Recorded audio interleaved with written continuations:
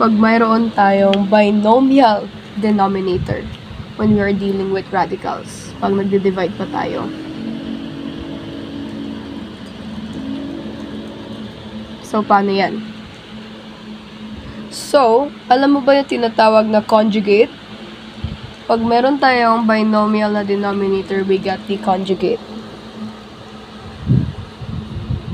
Conjugate is where it's the opposite. Opposite siya nito. Naalala niyo yung tinuro noong first quarter, noong grade 8? Yung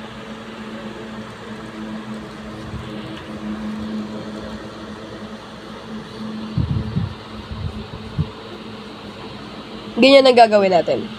Pag nakuha na natin yung conjugate nito, ibig sabihin yung kabaliktaran niya, which is just papalitan lang natin yung sign, magiging ganyan yung format niya when we multiply. Try natin.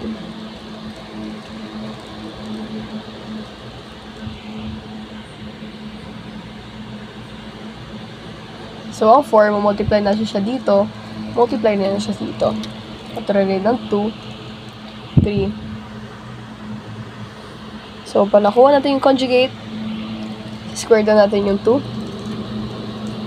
minus, square na natin yung 3. So, diba pag ni-square natin yung square root, matatanggal yung square root niya. So, magiging 3 na yan. At ito ay magiging 4. Although, yung sa taas ay magiging 8 minus 4. Okay? So, pagkatapos nyan, simplify natin.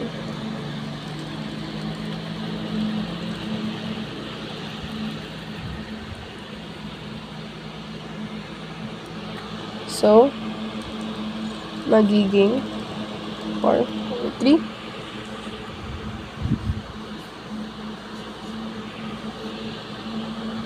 So, pag 1 yan, pwedeng tanggalin na lang natin. Yan na yung answer. So, tinatanong nyo kung pwedeng i-minus yan. Bawal. Kasi magkasama to. Okay? Kung tinatanong nyo kung ganyan, pwede bang i-simplify yan? Ito lang. Pero bawal yan. Bawal to. Hindi kasama. Okay?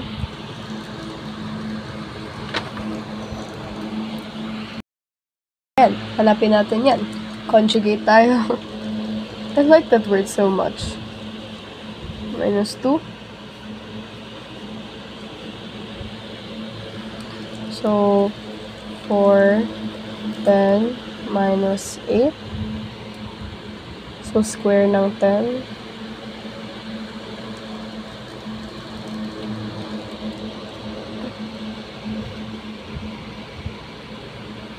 So, ito matatanggal. Magiging 10 na lang. Minus 4. So, magiging 6. Ngayon, dito, pwede mo nang i-simplify. Bakit? Walang barriers. So, ito, kung kunyari, ito may ganyan, yan, bawal mo i-simplify. Ito lang, dalawa lang. Pero ito, kaya mo silang i-simplify 3. So, magiging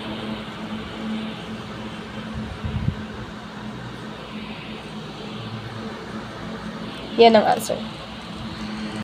Kung ganyan. Okay? So, kunin natin yung conjugate niya.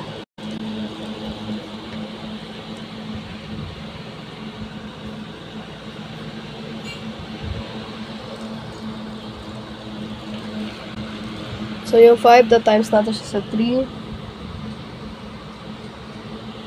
Minus 5 times 5. Kasi di-distribute natin. Tapos itong 3 ay mas-square. Minus 5 is-square din natin. So, ito ay magiging 15 minus 25.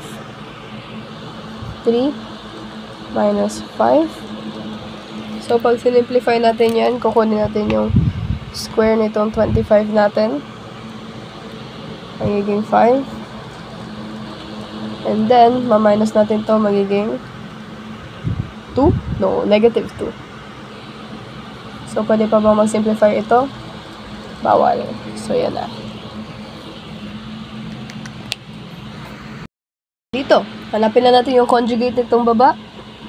Actually, para sa akin, mas madali ito kaysa sa division kanina. Hanapin mo yung conjugate, so magiging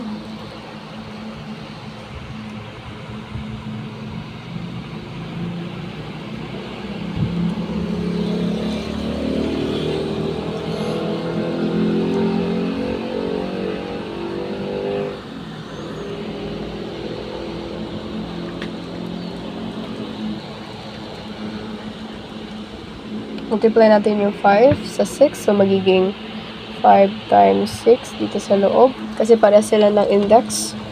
And then, minus 3, 5.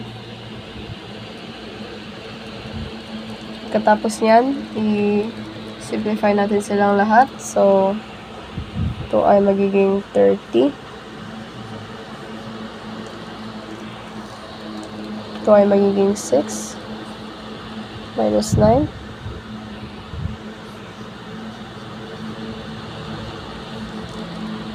Six minus 9, ilan? It's not, it's not 3. It's negative 3. Kasi mas malaki dito. Okay? So, tinatanong Yuri, pwede ba i-cancel out yung negative 3 na yan? Bawal. So, this is the final answer.